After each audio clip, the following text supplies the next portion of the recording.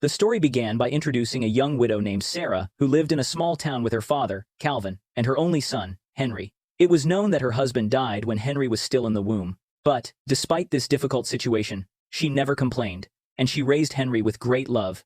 Then, to meet their daily needs, Sarah and her father managed a family farm that had supported them for generations. One afternoon, when Henry was about to close the chicken coop, he was surprised by the appearance of a strange man standing behind the door. Mom? Because he was afraid, he quickly ran home and told his mother that there was a thief in the chicken coop. Upon hearing that, without thinking twice, Sarah quickly took her gun and went to the coop to confront the thief. However, when she saw the man, she was surprised by his appearance, as the man was dressed strangely, had long hair with a thick beard, and looked more like a beggar than a thief. What was even more surprising was that when she shone a light on him, the man looked terrified and thought that she was a witch.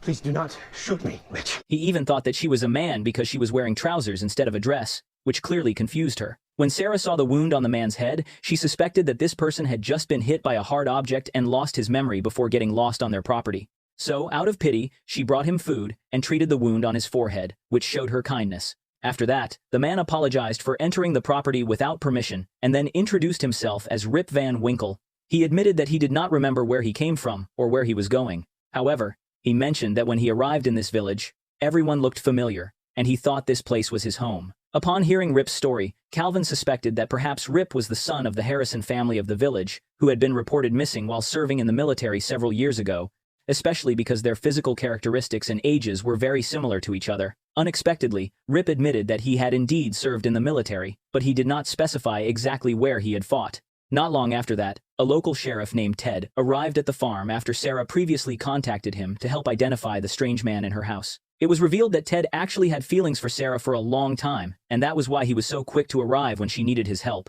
After Ted heard the story, he decided to take Rip to the office to have his fingerprints taken and then look him up in the police database. However, when Rip was about to be taken to the office, he was shocked to see a carriage that could run without a horse, referring to Ted's sheriff's car. This reaction caused Sarah and Ted to exchange glances in confusion. Once they arrived at the police station, Ted immediately began the identification process. However, it was very strange because no data for Rip was found in the national database. Therefore, he tried to send a photo to the military headquarters in case they could identify the man. After that, he took Rip to the hospital to check on his head injury, but strangely, the doctor did not find any signs of a concussion or any other trauma. Physically, Rip was completely healthy, but he continued to act in a very odd way. It was as if it were the first time he had ever seen sophisticated equipment in a hospital. Not long after, because there were no further instructions, Ted eventually left Rip in the hospital for his own safety and for further observation. In the middle of the night, Rip dreamed of seeing a small child with an old man, and then he woke up because his dream suddenly moved to a battlefield. The next morning, Rip left the hospital without the doctor's knowledge and returned to Sarah's farm. He admitted to Sarah that he could not rest in such a foreign place, especially when he felt like a prisoner of war because officers in white uniforms came in to check on him every 2 hours. He also explained that one of the reasons he came back was because he had forgotten to say thank you for the food Sarah gave him the other night. Seeing his polite behavior and his way of speaking, Sarah believed that Rip was not a bad person, so she decided to give him food and let him stay on the farm for a while. However, in return, she asked him to help her with some of the chores, which was a way to replace the farm laborer who had resigned a few days ago. Rip happily did whatever Sarah asked of him, and he even performed his jobs very well. Not long after that, Ted came to the house because he had received a report that Rip escaped from the hospital. Upon meeting Sarah, he explained that he had not yet succeeded in revealing Rip's identity because his fingerprints were not in the national data, and his name was not recorded in any military archives. He was worried that Rip was not an ordinary person and feared his identity had been deliberately erased, much like a terrorist. However, Sarah's instincts told her that Rip was a good person. She thought it was possible that the man experienced trauma or PTSD due to a war, so she decided to let him stay until his memory returned. I really have no idea who this guy is. First sign of trouble, you call me. Of course. Well, I will pick you up on Saturday at 7, and in the meantime... See ya. See ya. Besides, she really needed a worker, and Rip's presence was quite helpful to her. Ted did not mind her idea, but he told her to report to him once a week to check on the condition of her family. After Ted left, Sarah tried to find out what the missing man looked like so she could compare him with Rip. However, because Rip had long hair and a thick beard, they had a very difficult time comparing the two faces. To solve this, she and Calvin decided to take Rip into town to get his hair cut and his beard trimmed.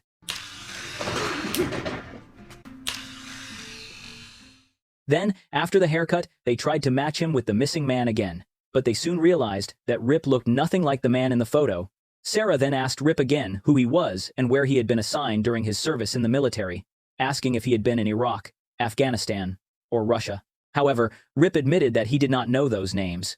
He instead explained that he remembered his service during a war against the British in Delaware, which surprised everyone because that war happened several centuries ago. Later, while they were on their way home, Rip felt strange seeing the city looking so busy and modern. His curiosity made him want to follow anyone he thought was acting strangely, so before he could cause any trouble, Sarah hurriedly took him back home. That afternoon, Rip once again proved that he was a hard worker and very reliable on the farm. This work ethic impressed Sarah, so she decided to make him a permanent worker and provide him with a place to stay. Then, when Rip saw the house where he would be living, he claimed that this was the place where he grew up. This is where I grew up. However, Sarah denied this because the house had been in her family for many generations, but Rip still stayed firm in his stance, as he knew for sure this was the place. They then went inside, and Rip was surprised to find that the interior of the house had changed a lot compared to when he last left it. However, even though things were different, he still remembered the wood carvings he had made on the wooden walls when he was a little boy. The carving said Rip Van Winkle too, and included the year 1758, which he claimed was the year of his birth. The statement from Rip gave Sarah and Calvin goosebumps, because, even though it sounded impossible, the carving seemed to be a convincing piece of truth that Rip was telling them the truth. Sarah then told him that the year was now 2022, and she explained that it was impossible for a human to live for more than 250 years. Upon hearing that, Rip fell silent for a while before he finally fainted due to utter confusion. After Rip regained consciousness, Calvin gave him a book that contained the story of a man named Rip Van Winkle, a famous folktale that seemed very similar to the story Rip was currently experiencing. After he finished reading the book, Rip realized that the story was actually about his father. He even knew the names of some of the characters mentioned in the book. He then once again emphasized that he was indeed born in 1758, and in his mind, the current year was still 1787. Later, after further investigation, when Rip was only 8 years old, he was given the name of his father, who was Rip Van Winkle Sr. Then, one day, his father and mother had a big fight, which had become their daily routine. Irritated by the argument, the father then went to the forest to calm down, but that was the day the father left them forever. Since then, Rip worked hard to replace his father and run the farm where they lived. Then, when he was 17 years old, Rip was called to the battlefield to fight for the freedom of America, where he was shot in the middle of the war. Although the war was devastating, Rip managed to return home safely and went back to being a farmer. As time went by, his mother eventually died of old age, while his younger sister got married and moved away from their house, leaving him alone with a fairly large piece of farmland to take care of. For years, Rip lived in solitude until one day, his father suddenly returned home after being missing for almost 20 years. However, strangely, the father had not aged at all and looked exactly the same as he did when he first left. The news of his father's return caused a great uproar among the local residents, especially because he didn't age at all, despite having been missing for decades. His father then shared the mysterious story of what he had experienced with the residents, explaining that while he was walking in the valley, he found a cave that had a bottle of wine inside it. At the same time, there was a terrible flash of lightning, so he decided to take shelter inside the cave. While he waited for the rain to stop, he then drank the wine and fell asleep shortly after. Shortly after, when he finally woke up, he found that the environment around him had changed drastically. Even his son, who was only 9 years old when he left, had grown up to be 29 years old. Upon learning that, he finally believed that he had slept in the cave for 20 years without aging a single day. However, even though Rip Sr.'s physical appearance was proof of his story, no one actually believed him, including his own son. However, because he swore that the experience was real, Rip decided to go to the cave to prove it for himself. When Rip arrived there, the rain suddenly began to fall. So, whether he liked it or not, he was forced to enter the cave to take shelter from the storm. As he entered, he discovered that what his father said was true, as there were several bottles of wine there. Then, because the air was so cold, Rip drank some of the wine to warm himself up, and then fell asleep until the morning. The next morning, as he woke up, Rip found that the area around him had changed drastically, and that caused him to get lost in the forest for 2 days until he finally managed to reach Sarah's farm in a daze and very hungry. After he thought about everything that had happened, Rip finally realized that the cave was actually a portal through time. He had entered the cave in the year 1787 and came out in the year 2022, meaning that he had traveled 235 years into the future. He also believed it was very likely that his father had also experienced the same thing, meaning his father did not actually sleep for 20 years, but had simply traveled 20 years into the future. Unfortunately, even though Rip explained his theory wholeheartedly, Sarah and Calvin found it very hard to believe him. Therefore, Sarah planned to take him to a specialist in New York for a medical evaluation because she simply thought he was confused. The next day, everything on the farm went on as usual. Rip worked the land while he occasionally accompanied Henry to play, and this made the two of them become very close to each other. On the other hand, although Sarah was still skeptical about the story that Rip told her, she did not deny that he was starting to become a part of their life. He adapted to their routine, and this made her feel like she had a new member in her family. One day, when Rip found out that Henry was often bullied at school, he taught the boy some self-defense techniques so that Henry could defend himself if he needed to. I can teach you ways to defend yourself.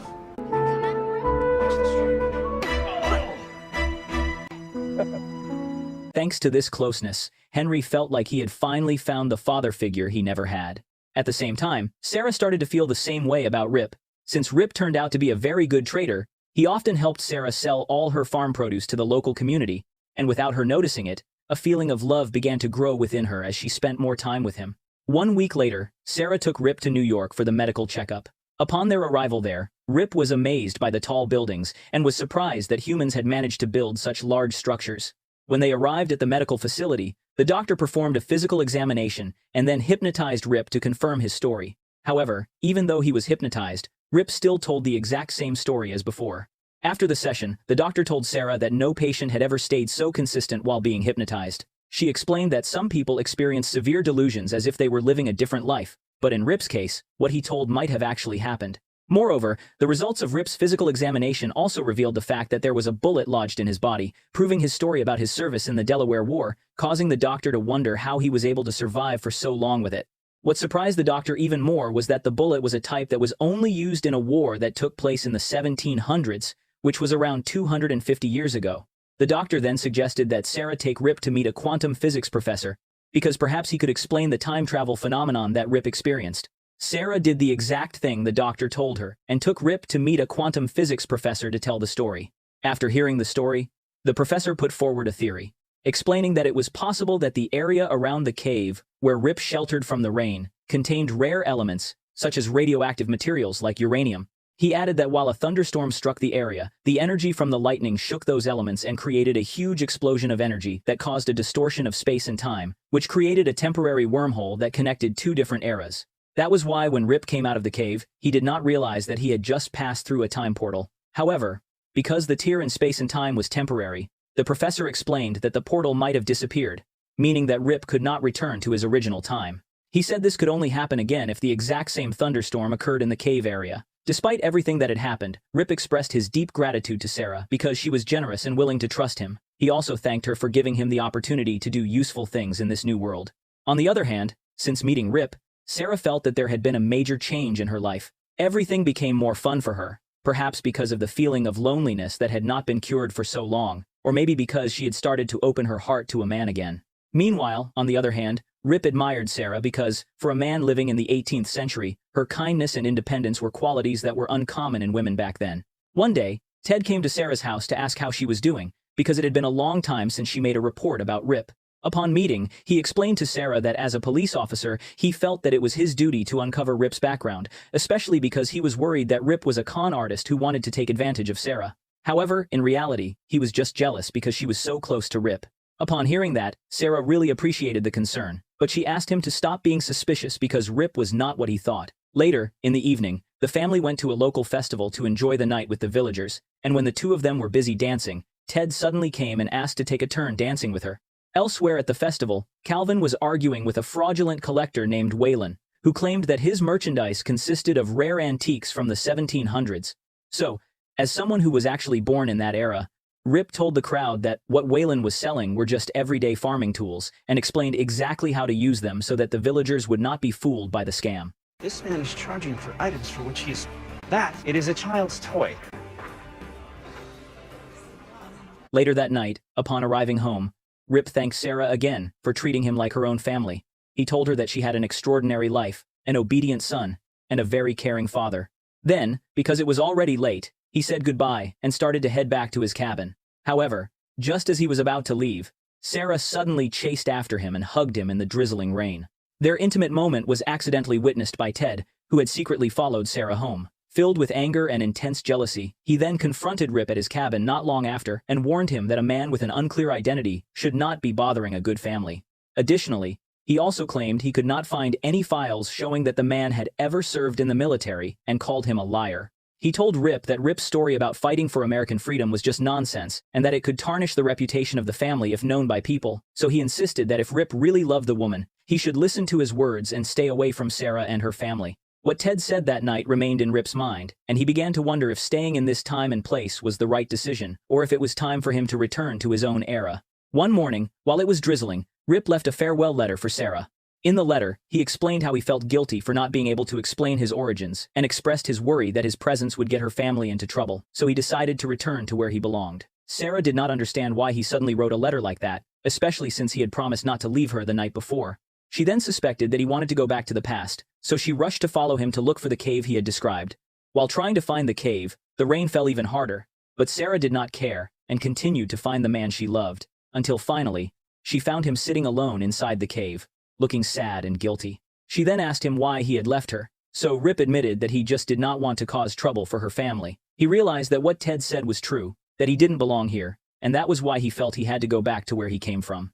However, Sarah strongly denied this and told him that Ted's opinions had nothing to do with her family affairs. She explained that his presence at home actually brought happiness to Henry, to her father, and to herself. She then told him that she believed there was a purpose behind his arrival in the future, and she even said that if he forced himself to leave, she and her family would go with him into the past. Sarah's words touched Rip deeply, because, for the first time, he could finally understand how much he meant to her and her family. In the end, they both decided to return home together. However, just as they stepped out of the cave, lightning struck the ground nearby. In that moment, Rip suddenly remembered that he had left his bag inside the cave, so he went back to get it.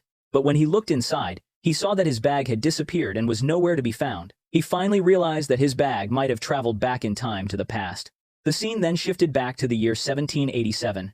Ever since hearing the mysterious story about the cave, Rip had simply disappeared from the village.